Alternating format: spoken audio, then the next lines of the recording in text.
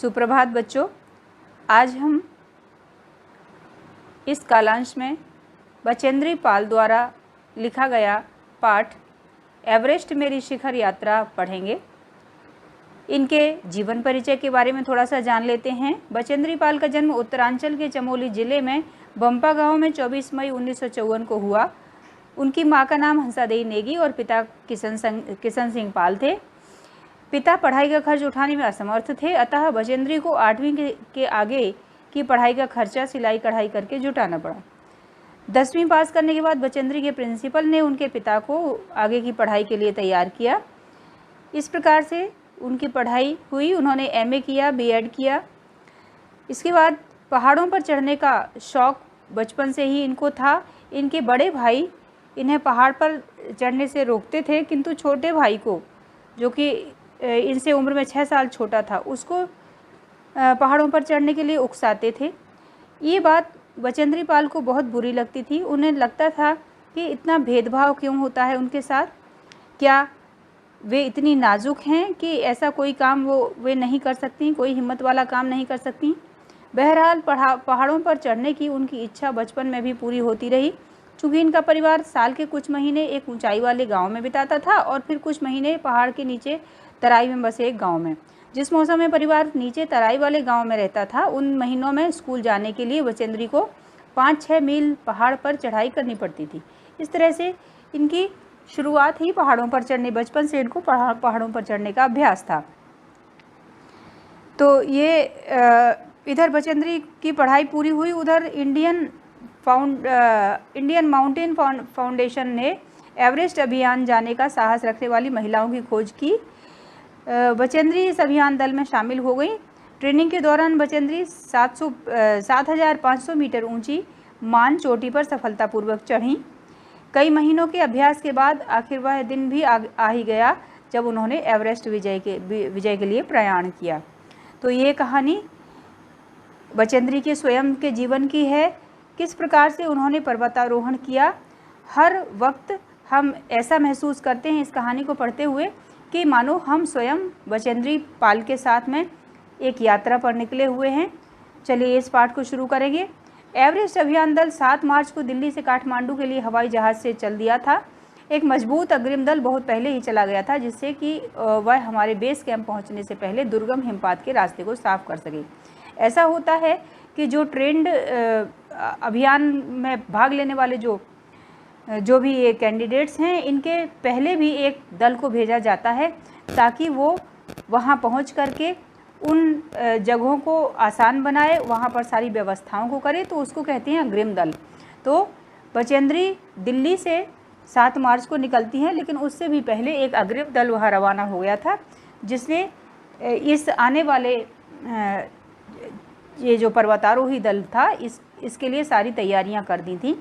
दुर्गम रास्ते साफ़ कर दिए थे, व्यवस्थाएं बना दी थी, कैंप वगैरह लगा दिए थे। नमचे बाजार शेरपालैंड का एक सबसे महत्वपूर्ण नगरीय क्षेत्र है। अधिकांश शेरपा इसी स्थान तथा यहीं के आसपास के गांव के होते हैं। यह नमचे बाजार ही था जहां से मैंने सर्वप्रथम एवरेस्ट को निहारा, जो नेपालियों में सागर माथा के नाम से प्रसिद्ध है। मुझे यह नाम अच्छा लगा। बचेंद्री कहती हैं कि शेरपालैंड का एक बहुत महत्वपूर्ण नगर है जिसका नाम है नमचे बाजार। ये वह स्थान है जहाँ से अधिकांश शेरपा लोग इन यात्राओं पर, पर्वतीय यात्राओं पर जाते रहते हैं। यहाँ पहुंचकर एवरेस्ट को सबसे पहली बार इन्होंने देखा है और यहाँ पर यह भी पता चला कि इसका नाम सागर माथा है। इस चोटी को, एवरेस्ट को सागर माथा भी कहते हैं, जिसका अर्थ होता है समुद्र का भाल या समुद्र का मस्तक। तो एक ओर भारत के दक्षिण में समुद्र है, तो वो वहाँ पर चरण धोता है, और दूसरी ओर हम देखते हैं कि एवरेस्ट की चोटी है जो कि इसका मस्तक बनके, भारत का मस्तक बनी हुई है। ये नाम लेखिका को अच्छा लगा। एवरेस्ट की तरफ गौर से देखते हुए मैंने एक भारी बर्फ का एक बड़ा फूल, प्लूम जिसको कहते हैं, देखा, जो पर्वत शिखर पर लहराता एक ध्वज सा लग रहा था। मुझे बताया गया कि यह दृश्य शिखर की ऊपरी सतह से के आसपास 150 किलोमीटर अथवा इससे भी अधिक की गति से हवा चलने के कारण बनता था, क्योंकि तेज हवा से सूखा बर्फ पर्वत पर उड़ता रहा। बर्फ का यह ध्वज लगभग 10 किलोमीटर या इससे भी लंबा हो सकता था। तो ये इन्होंने सबसे पहले क्या देखा, इन्होंने आसमान में पर्वत के ऊपर देखा, पर्वत शिखर पर एक ध्वज जैसा लहरा रहा था, और ये थी सूखी बर्फ जो हवा में उड़ रही थी। ये लगभग ऊपर की सतह से, धरती की सतह से 150 किलोमीटर या इससे भी ऊंची, इससे भी अधिक गति से हवा चलने के कारण ये बनती है। कैसे बनता है इसको बताया है बचेंद्री पाल ने, कि ऊपर उन्होंने जो बर्फ़ का बड़ा सा फूल देखा वो कैसे बनता था। वो 150 किलोमीटर या इससे अधिक गति से हवा के चलने के कारण ये बनता है। ये प्लूम कहते हैं इसको, ये बनता है। और ये होता क्या है, ये सूखा बर्फ़ होता है जो पर्वत पर उड़ता रहता है, और ये लगभग 10 किलोमीटर या इससे लंबा भी हो सकता है। अर्थात आसमान में बर्फ़ बिखरी रहती है जो कि हवा के कारण चलायमान होती है, और इसको बताया गया है कि 10 किलोमीटर से भी लंबा हो सकता है।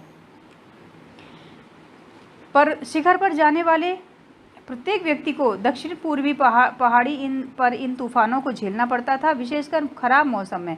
मुझे डराने के लिए काफ़ी था। फिर भी मैं एवरेस्ट के प्रति विचित्र रूप से आकर्षित थी और इसकी कठिनतम चुनौतियों का सामना करना चाहती थी। लेखिका कहती हैं कि ऐसे तूफान आते रहते हैं, दक्षिणी पूर्वी पहाड़ों पर ऐसे तूफान आते रहते हैं। जो भी शिखर पर जाने वाले लोग हैं उनको इन तूफानों का सामना करना पड़ता है, और मौसम ख़राब होने पर तो ये और भी भयानक हो जाते हैं। इस बात के कारण हालांकि लेखिका के मन में कुछ थोड़ा डर था, लेकिन फिर भी एक विचित्र प्रकार का आकर्षण उसके मन में था, जिसके कारण वो हर एक चुनौती को स्वीकार करना चाहती थी, हर एक चुनौती का सामना करना चाहती थी, और उसको लगता था कि वो इस काम को कर पाएगी। हम 26 मार्च को पेरिस पहुँचे। जब हम 26 मार्च को पेरिस पहुँचे, हमें हिमस्खलन के कारण हुई एक शेरपा कुली की मृत्यु का दुखद समाचार मिला।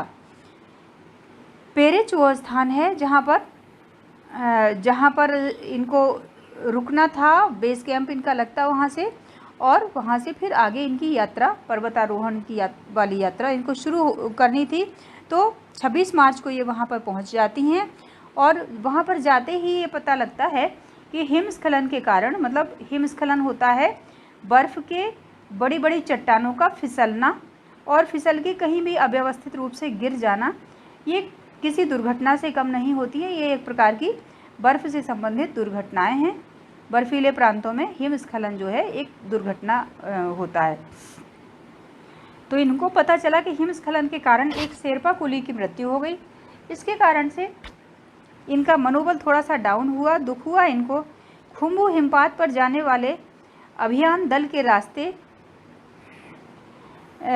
रास्ते बाईं तरफ सीधी पहाड़ी के धसकने से लोत्से की ओर से एक बहुत बड़ी बर्फ़ की चट्टान नीचे खिसक आई थी। तो खुम्बू एक स्थान है, वहाँ पर जो हिमपात होता है उस हिमपात के बारे में बोला है लेखिका ने कि खुम्बू हिमपात की ओर जाने वाले अभियान दल जो दल जाते हैं, उनके रास्ते में पहाड़ियों के धसकने से लोत्से एक बहुत ऊंची चोटी है और बर्फीली चोटी है, वहाँ से बहुत बड़ी बड़ी बर्फ़ की चट्टानें खिसकती हैं।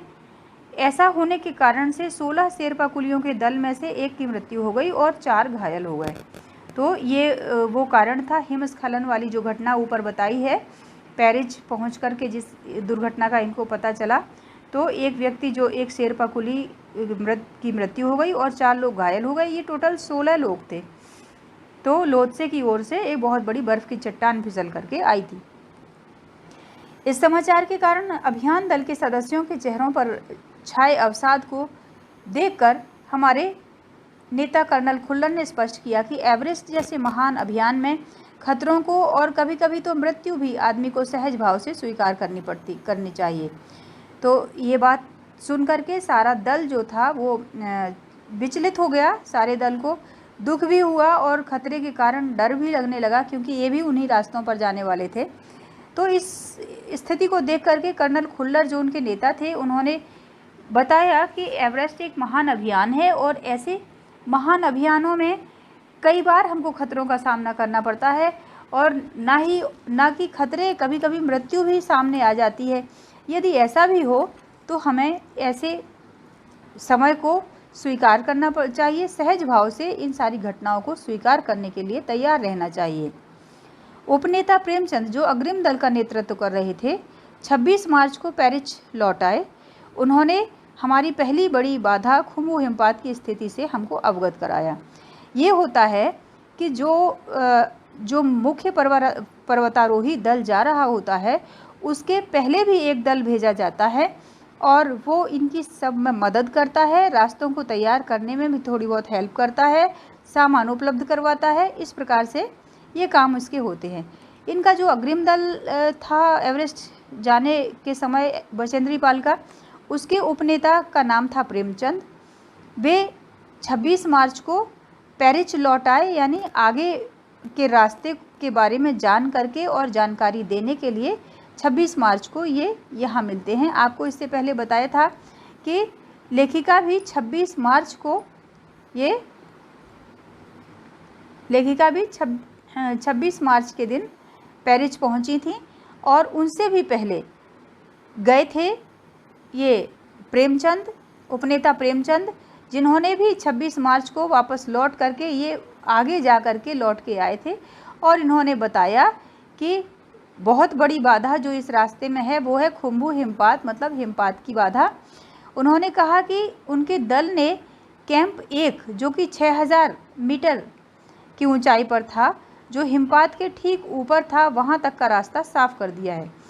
जहां से लेखिका को अपनी चढ़ाई शुरू करनी है, वहां से 6000 मीटर पर कैंप 1 को बनाया गया है, जो कि अग्रिम दल ने जाकर के बना रखा है पहले से ही। वहाँ पर जाकर वहाँ तक का रास्ता साफ हो गया है और ये स्थान वह है जो हिमपात के ठीक ऊपर है, यहीं पास में हिमपात भी है। वहाँ तक का रास्ता साफ होने की सूचना प्रेमचंद देते हैं। उन्होंने यह भी बताया कि पुल बनाना, रस्सियाँ बांधना तथा झंडियों से रास्ता चिन्हित कर सभी बड़ी कठिनाइयों का जायजा ले लिया गया है। यानी अग्रिम दल जो पहले गया हुआ था उसने क्या क्या काम किया कि कैंप बनाया है, एक कैंप बनाने का काम किया, रास्ता साफ करने का काम किया और पुल बनाने का, रस्सियां बांधकर झंडियों से रास्ता चिन्हित करने का, ये सभी काम किए हैं। और इसके अलावा सभी बड़ी कठिनाइयों का जायजा भी उन्होंने ले लिया है। उन्होंने इस पर भी ध्यान दिलाया कि ग्लेशियर बर्फ़ की नदी है और बर्फ़ का गिरना अभी जारी है। तो इस बात को भी उन्होंने सचेत किया, लेखिका को भी और उनके दल को भी, कि ग्लेशियर बर्फ़ की नदी जो होती है उससे अभी बर्फ़ का गिरना जारी है, यानी कहीं भी बर्फ़ का सामना हो सकता है। हिमपात में अनियमित और अनिश्चित बदलाव के कारण अभी तक के किए गए सभी काम व्यर्थ हो सकते हैं और हमें रास्ता खोलने का काम दोबारा करना पड़ता है। वो रास्ता जो बना करके अग्रिम दल करके तैयार आया है, झंडियाँ लगा के, रास्ता चिन्हित करके, रस्सियाँ बांधकर, तो वो ये भी एक खतरा है कि हो सकता है कि लेखिका और उनकी टीम जब तक आगे पहुँचे तब तक हिमपात के कारण से वो सारे काम व्यर्थ हो जाएं। जो रास्ते वो बना के आई थी वो रास्ते उनके फिर से छुप जाएं बर्फ़ के अंदर और फिर से उनको रास्तों को खोलने की ज़रूरत पड़े। बेस कैंप में पहुंचने से पहले हमें एक और मृत्यु की खबर मिली। जलवायु अनुकूल न होने के कारण एक रसोई सहायक की मृत्यु हो गई थी। निश्चित रूप से हम आशाजनक स्थिति में नहीं चल रहे थे। जब ये बेस कैंप में पहुंचती हैं तो उस समय पर एक और इनको दुर्घटना की खबर मिलती है और वो दुर्घटना थी कि एक रसोई सहायक की मृत्यु का हो जाना। मृत्यु क्यों हो गई थी उसकी? क्योंकि जलवायु अनुकूल नहीं थी, बहुत ठंडी जलवायु थी और वो उसके साथ में समायोजित नहीं कर पाया और इस प्रकार से परिस्थितियां बहुत विपरीत थीं। ये लेखिका ने महसूस किया, स्वीकार किया कि हम बहुत आशाजनक स्थिति में नहीं चल रहे, अर्थात हम खतरों का सामना करने वाले हैं। एवरेस्ट शिखर को मैंने पहले 2 बार देखा था, लेकिन एक दूरी से। बेस कैंप पहुंचने पर दूसरे दिन मैंने एवरेस्ट पर्वत तथा इसकी अन्य श्रेणियों को देखा। मैं भौचक्की होकर खड़ी रह गई और एवरेस्ट, लोत्से और नुत्से की ऊंचाइयों से घिरी बर्फीली टेढ़ी मेढ़ी नदी को निहारती रही।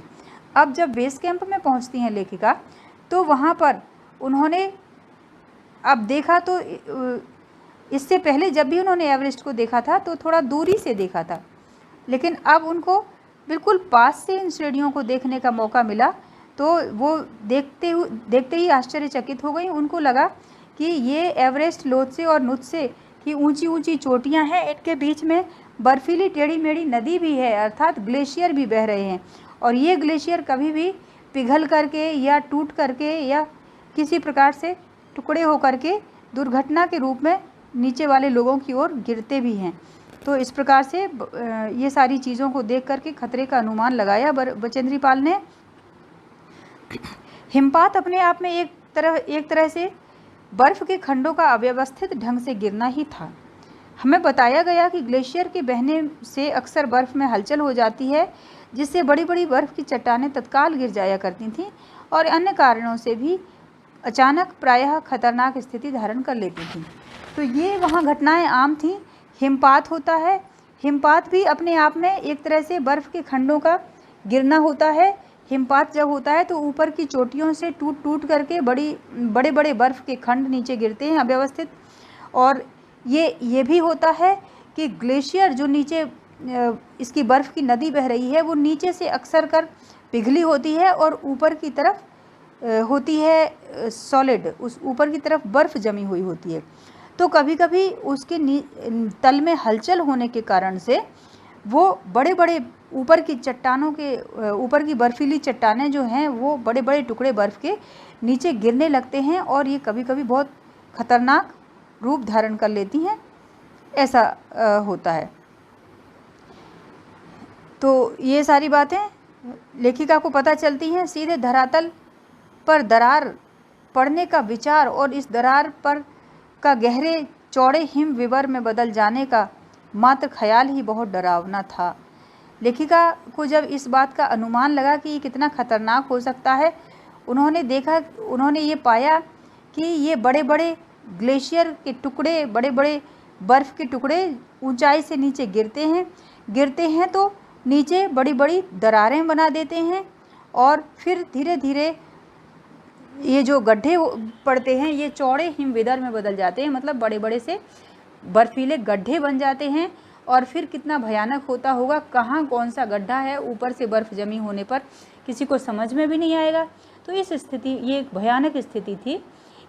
इससे भी ज़्यादा भयानक इस बात की जानकारी थी कि हमारे संपूर्ण प्रवास के दौरान हिमपात लगभग 1 दर्जन आरोहियों कुलियों को प्रतिदिन छूता रहेगा। ये जो भविष्यवाणी की थी, मौसम विभाग ने जो भविष्यवाणी की थी, वो भी एक बहुत खतरनाक चीज़ थी, बहुत भयानक बात थी। वो ये थी कि ये बताया गया था कि जब तक ये दल जो है, बचेंद्री पाल का दल प्रवास पर है, तब तक लगभग 1 दर्जन आरोहियों और कुलियों को इन हिमपात के तूफानों का सामना करना पड़ेगा। लगभग 1 दर्जन को लोगों को ये इससे निपटना पड़ेगा, इनको फेस करना पड़ेगा।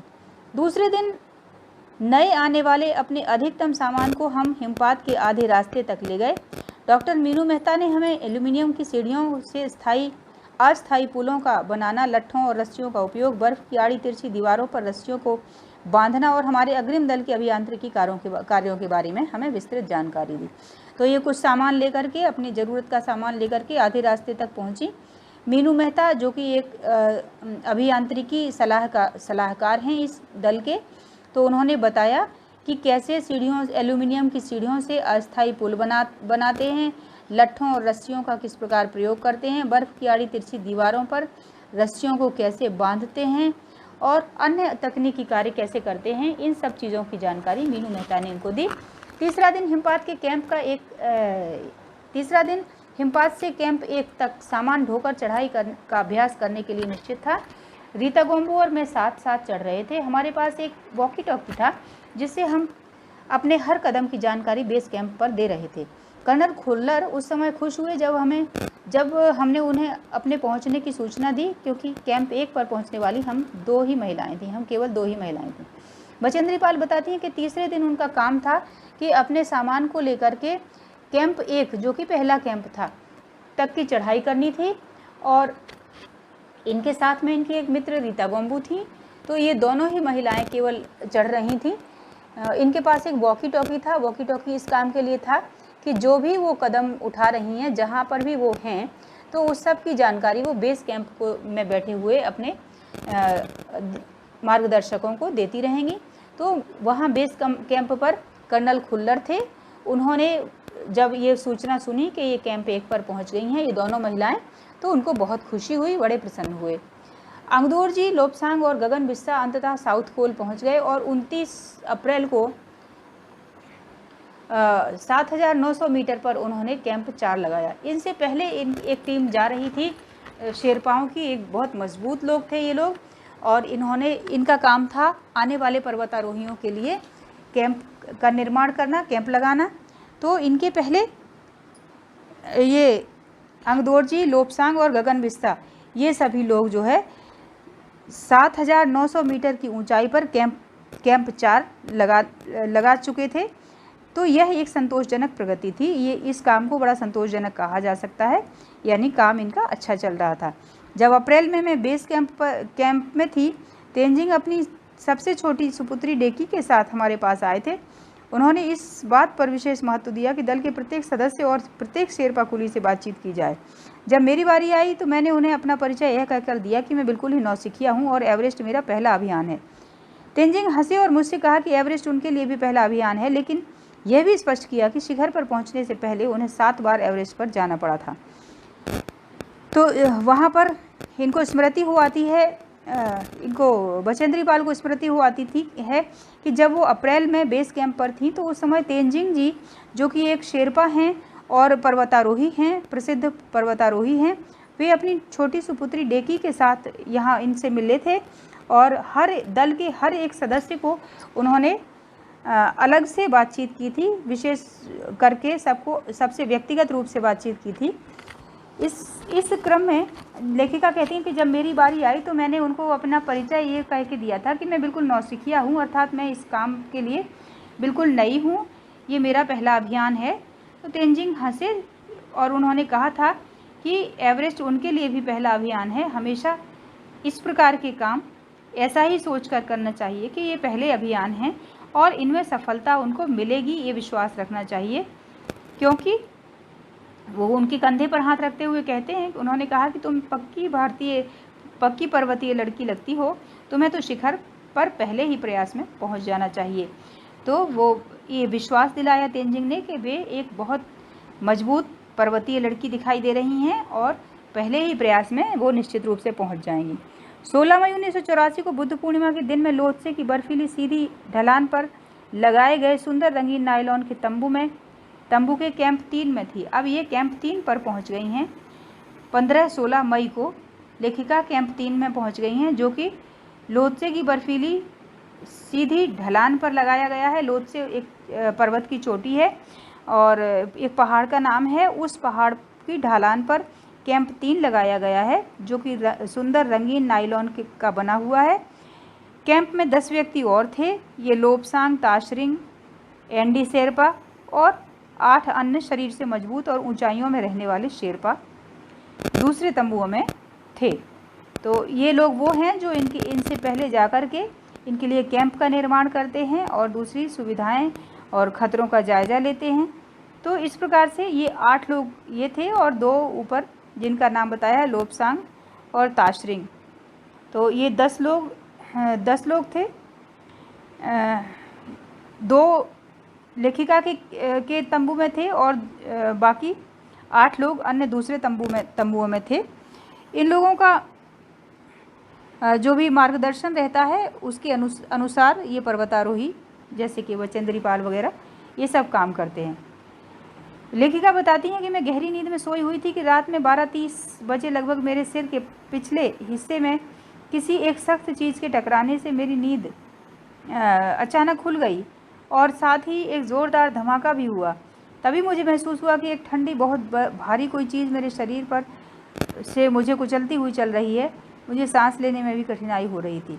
लेखिका कहती हैं कि वहाँ पर मैं जब विश्राम कर रही थी तो एक वाकया वो बताती हैं वहाँ का कि अचानक रात के 12:30 बजे एक बड़ी सी हिमस्खलन हुआ और बड़ी सी बर्फ़ की चट्टान जो कि ठंडी थी और बहुत भारी थी, वो इनके शरीर के ऊपर से कुचलती हुई चल रही थी, इनको कुचलते हुए निकल रही थी और इसके कारण इनको सांस लेने में भी दिक्कत हो रही थी, परेशानी हो रही थी।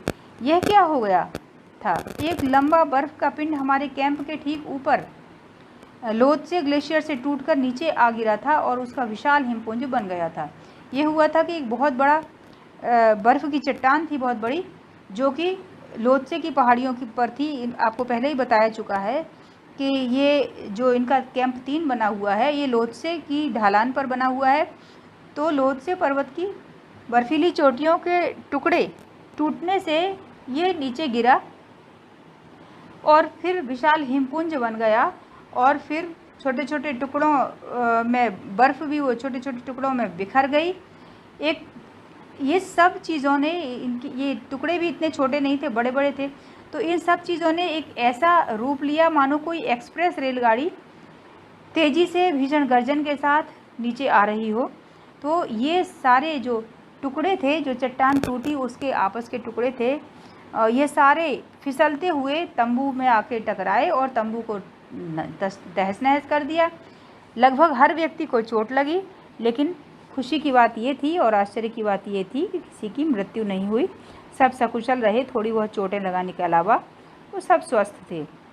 लोब्सांग अपनी स्विस छुरी की मदद से हमारे तंबू का रास्ता साफ करने में सफल हो गए थे और तुरंत ही अत्यंत तेज़ी से मुझे बचाने की कोशिश में लग गए थे। तो उस समय जब बर्फ़ चारों तरफ आ गई तो बर्फ़ की कब्र के समान इनके चारों ओर बन गई। लेखिका के चारों ओर बर्फ़ ही बर्फ़ छा गई। वो सारे टुकड़े बर्फ़ के इनके आसपास जमा हो गए, जिसके कारण से ये दब गई बर्फ़ में। तो लोब्सांग ने अपनी स्विस छुरी की मदद से ये तंबू का रास्ता साफ़ किया और फिर इनको बचाने की, लेखिका को बचाने की कोशिश की। थोड़ी सी देर यदि और हो जाती तो उसका अर्थ था मृत्यु, यानी ऐसे समय में इनकी मृत्यु भी हो सकती थी, लेकिन ऐसा नहीं हुआ। सब सकुशल रहे। बड़े हिमपिंडों को मुश्किल से हटाते हुए उन्होंने मेरे चारों तरफ की कड़े जमे बर्फ़ की खुदाई की और मुझे उस बर्फ़ की कब्र से बाहर खींच लाने में सफल हो गए। लेखिका बताती हैं कि उस समय ये बड़ी भारी दुर्घटना हो जाती, लेकिन लोब्सांग ने हिम्मत से काम लिया और मेरे चारों ओर की बर्फ़ को हटाया और उस बर्फ़ को हटाने के बाद में मुझे उस कब्र से निकाला, बर्फ़ की कब्र से निकाल लिया। सुबह तक सारे सुरक्षा दल आ गए और 16 मई को प्रातः 8 बजे तक हम प्रायः सभी कैंप 2 पर पहुंच गए थे। जिस शेरपा की टांग की हड्डी टूट गई थी उसे एक खुद के बनाए स्ट्रेचर पर लिटाकर नीचे लाए। हमारे नेता कर्नल खुल्लर के शब्दों में, इतनी ऊंचाई पर सुरक्षा कार्य एक जबरदस्त साहसिक कार्य था। सभी 9 पुरुष सदस्यों को चोटों और टूटी हड्डियों के आदि के कारण बेस कैंप में भेजना पड़ा। तभी कर्नल खुल्लर मेरी तरफ मुड़कर कहने लगे, क्या तुम भयभीत थी? जी हाँ, मैंने उत्तर दिया। क्या तुम वापस जाना चाहोगी? नहीं, मैंने बिना किसी हिचकिचाहट के उत्तर दिया। इतनी दुर्घटना हो गई थी लोगों के साथ। फिर ये हुआ कि सुरक्षा दल भी आ गए। सुबह 16 मई को सुरक्षा दल आ गए जब उनको इस घटना की जानकारी मिली, और हम सभी कैंप 2 पर पहुंच गए, जहां पर सारी सुरक्षा के इंतजाम थे, सारी व्यवस्थाएं थी। वहां पहुंच गए। जिस शेरपा की हड्डी टूट गई थी उसको अपने हाथों से बनाए हुए स्ट्रेचर पर लिटा कर के नीचे लाया गया। कर्नल खुल्लर ने इस समय पूछा कि क्या तुम डरी हुई हो? लेखिका ने जवाब दिया हाँ। फिर उन्होंने पूछा क्या तुम वापस जाना चाहोगी? तो लेखिका ने एकदम दृढ़ प्रतिज्ञता के साथ में मना कर दिया कि वे वापस नहीं जाना चाहेंगी, वे अपने अभियान पर आगे जाएंगी। जैसे ही मैं साउथ कोल पहुंची, मैंने अगले दिन की महत्वपूर्ण चढ़ाई की तैयारी शुरू कर दी। मैंने खाना, कुकिंग गैस तथा कुछ ऑक्सीजन सिलेंडर इकट्ठे किए। जब दोपहर 1:30 बजे बिस्सा आया तो उसने मुझे चाय और पानी गर्म करते देखा। जब ये साउथ कोल कैंप पहुंचती हैं तो साउथ कोल कैंप से अगले दिन की चढ़ाई की इंतज़ाम करती हैं, सारी तैयारियां करती हैं। इनको क्या क्या लेना है, अपनी भोजन सामग्री लेनी है, अपना कुकिंग गैस लेना है, ऑक्सीजन के सिलेंडर लेने हैं, क्योंकि उतनी ऊंचाई पर बिना ऑक्सीजन सिलेंडर के कोई सर्वाइव भी नहीं कर सकता, इसलिए ये सारी व्यवस्थाएं उनको लेनी है। जब दोपहर 1:30 बजे विस्सा आया, उसने मुझे चाय के लिए गर्म पानी करते देखा तो की, जय और मीनू अभी बहुत पीछे थे। मैं चिंतित थी क्योंकि मुझे अगले दिन उनके साथ चढ़ाई करनी थी। तो जिस ग्रुप के साथ में इनको चढ़ाई करनी थी आगे, उनके नाम थे की, जय और मीनू। तो वो अब तक पहुंच नहीं पाए थे, इसके कारण से लेखिका को तनाव था, चिंता थी। वे धीरे धीरे आ रहे थे क्योंकि वे भारी बोझ लेकर और बिना ऑक्सीजन के चल रहे थे। ये साउथ पोल कैंप की ओर वो लोग धीरे धीरे आ पा रहे थे क्योंकि उनके पास भारी बोझ भी था और ऑक्सीजन भी नहीं उन्होंने ले रखी थी।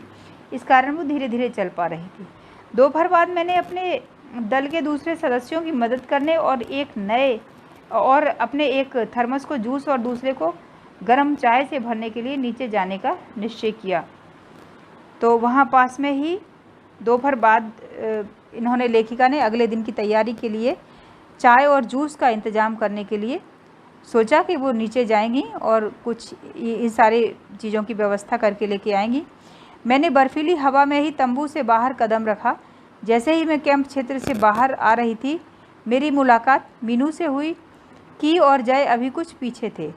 मीनू, की और जय, ये तीनों इसके पास आने वाले थे। हालांकि इनके पास सामान ज़्यादा था, इसलिए आराम से चढ़ पा रहे थे, धीरे धीरे चढ़ रहे थे, ये टाइम लग रहा था।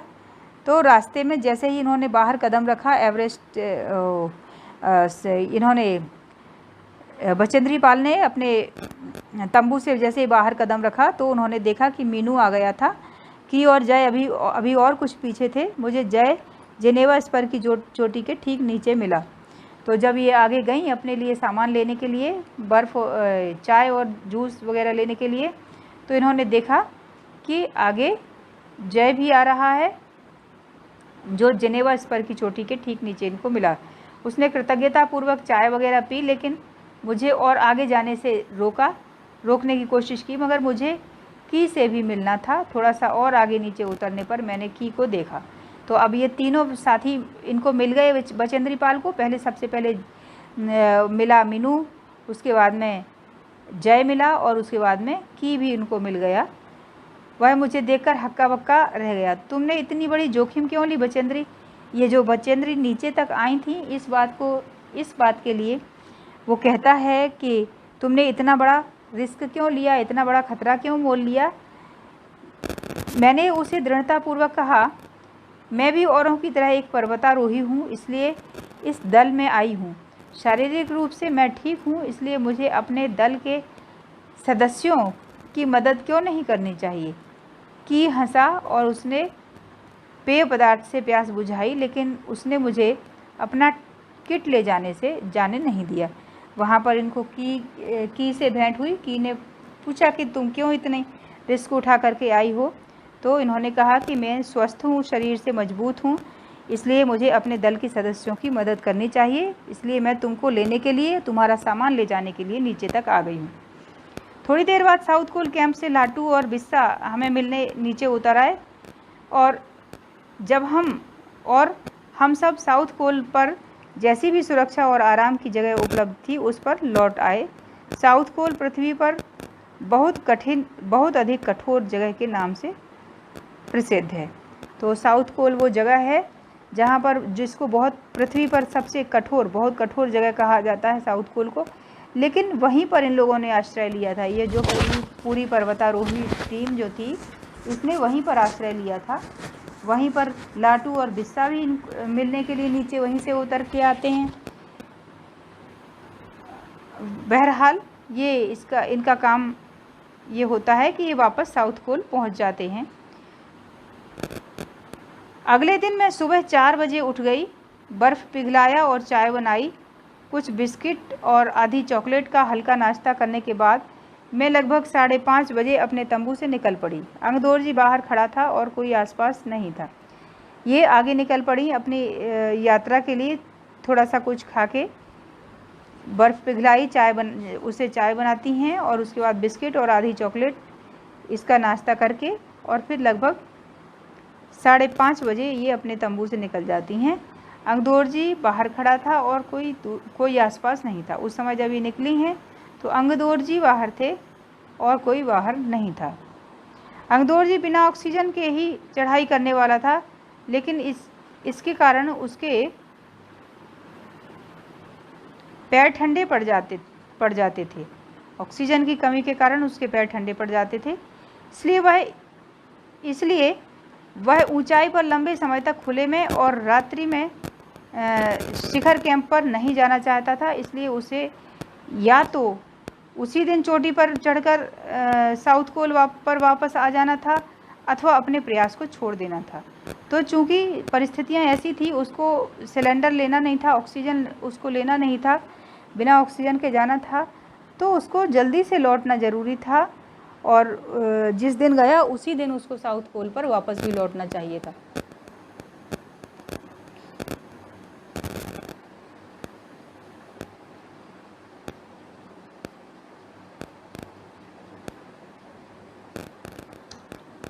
वह तुरंत ही चढ़ाई शुरू करना चाहता था और उसने मुझसे पूछा कि क्या मैं उसके साथ जाना चाहूँगी। एक ही दिन में साउथ पोल से चोटी तक जाना और वापस आना बहुत कठिन और श्रम साध्य होगा।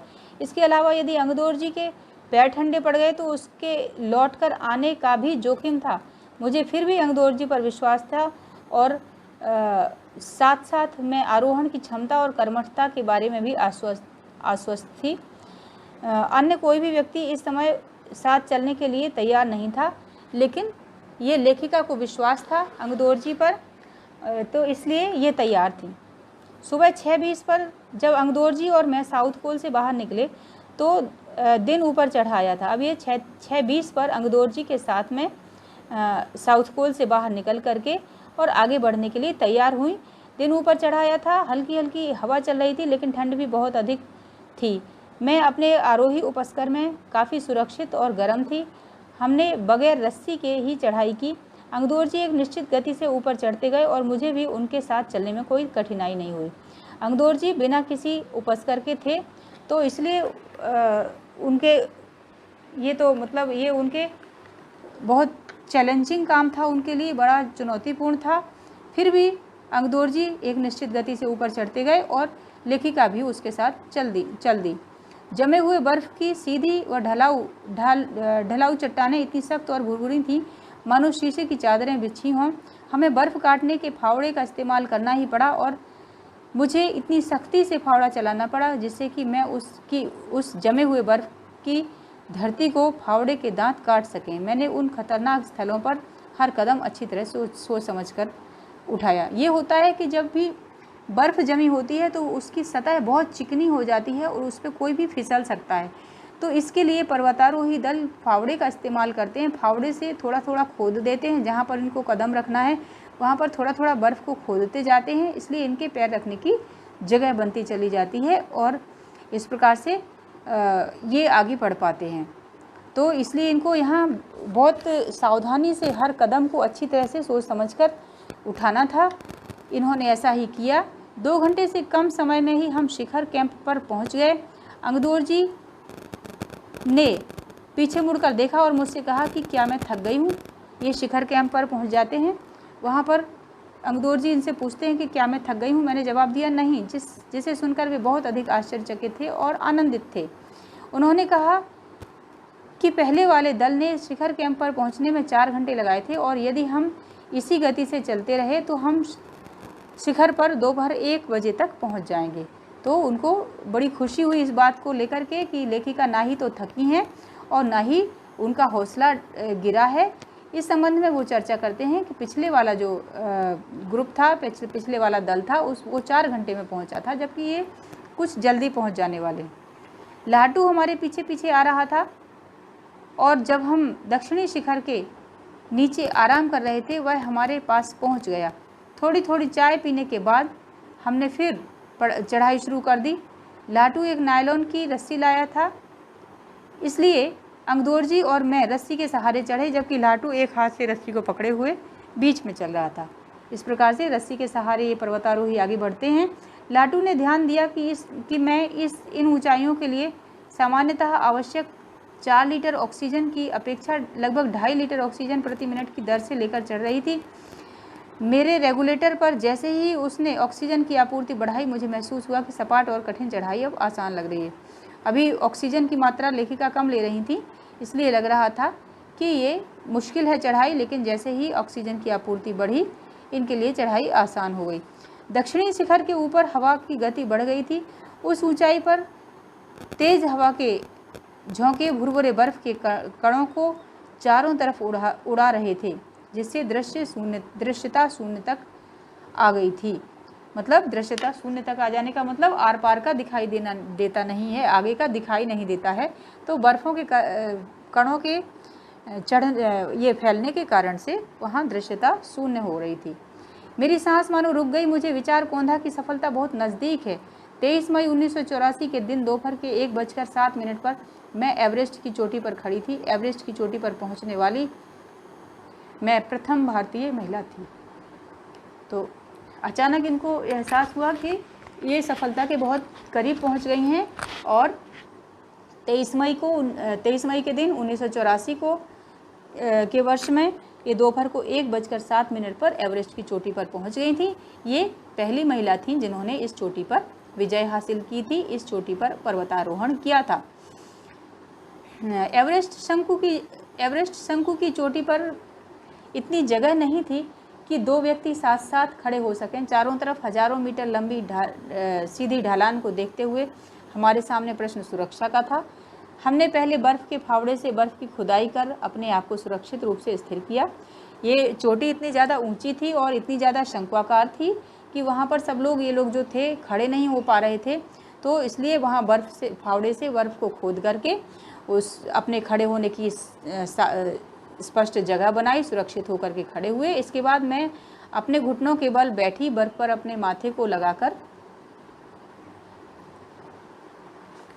मैंने सागर माथे के ताज का चुंबन लिया। लेखिका बताती हैं कि मैंने वहाँ पहुँच करके घुटनों के बल बैठ करके सागर माथे को झुक करके चूमा। बिना उठे ही मैंने अपने थैले से दुर्गा माँ का चित्र और हनुमान चालीसा निकाला। मैंने इनको अपने साथ लाए लाल कपड़े में लपेटा, छोटी सी पूजा अर्चना की और इनको बर्फ़ में दबा दिया। आनंद के इस क्षण में मुझे अपने माता पिता का ध्यान हो आया। तो इस प्रकार से सफलतापूर्वक ये एवरेस्ट की चोटी पर चढ़ गईं। वहाँ पर इन्होंने छोटी सी पूजा की, जो इनकी आस्था थी जिन चीज़ों में, वो अपनी आस्था के अनुसार इन्होंने छोटा सा कर्मकांड किया। उसमें हनुमान चालीसा और दुर्गा माँ के चित्र को वहाँ पर दबाया बर्फ़ में। जैसे मैं उठी, मैंने अपने हाथ जोड़े और अपने रज्जु नेता अंगदौर जी के प्रति आदर भाव से मैं झुकी। अंगदौर जी जिन्होंने मुझे प्रोत्साहित किया और मुझे लक्ष्य तक पहुंचाया, मैंने उन्हें बिना ऑक्सीजन के एवरेस्ट की दूसरी चढ़ाई चढ़ने पर बधाई भी दी। अंगदौर जी इससे पहले भी चढ़ चुके थे एक बार और अब दूसरी बार चढ़े हैं। दोनों ही बार वो बिना ऑक्सीजन के एवरेस्ट तक चढ़े थे। ये एक बहुत बड़ी उपलब्धि उनके लिए थी। तो उन्होंने मुझे गले लगाया और मेरे कान में गुनगुनाया, फुसफुसाया, दीदी तुमने अच्छी चढ़ाई की, मैं बहुत प्रसन्न हूँ। इस प्रकार से ये इनको सफलता मिली एवरेस्ट पर चढ़ने में। अंगदौर जी ने भी एक नया रिकॉर्ड बनाया था। 2 बार बिना ऑक्सीजन के चढ़ाई की थी उन्होंने। कुछ देर बाद सोनम पुलदर पहुँचे और उन्होंने फ़ोटो लेने शुरू कर दिए। इस समय तक लाटू ने हमारे नेता को एवरेस्ट पर हम चारों के होने की सूचना दे दी थी। तब मेरे हाथ में वॉकी टॉकी दिया गया। कर्नल खुल्लर ने हमारी सफलता से बहुत प्रसन्न थे, मुझे बधाई देते हुए कहा, मैं तुम्हारी इस अनूठी उपलब्धि के लिए तुम्हारे माता पिता को भी बधाई देना चाहूँगा। वे बोले कि देश को तुम पर गर्व है और अब तुम ऐसे संसार में वापस जाओगी जो तुम्हारे अपने पीछे छोड़े हुए संसार से एकदम भिन्न होगा। यानी अब एक नया रिकॉर्ड कायम करके लेखिका जा रही हैं। तो अब इनको जो नया संसार मिलेगा उसमें इनका बहुत मान सम्मान होगा। हमेशा इनके इस पर्वतारोहण के लिए इनको याद किया जाएगा, इनकी बहादुरी को सलाम किया जाएगा और लोग इनको नमन करेंगे। ऐसा उन्होंने कर्नल खुल्लर ने बधाई देते हुए कहा, जो कि बेस कैंप पर बैठे हुए वॉकी टॉकी के माध्यम से इनसे बात कर रहे थे। तो ये तो थी एवरेस्ट मेरी शिखर यात्रा। इसके प्रश्नोत्तर लेकर के मैं अगले वीडियो में फिर उपस्थित होंगी। आशा है आपके लिए ये पाठ बहुत उपयोगी साबित होगा। हालांकि ये पाठ बहुत लंबा है, लेकिन फिर भी मैंने इसको सरल से सरल करने की कोशिश की है। आपके लिए बहुत उपयोगी होगा। धन्यवाद।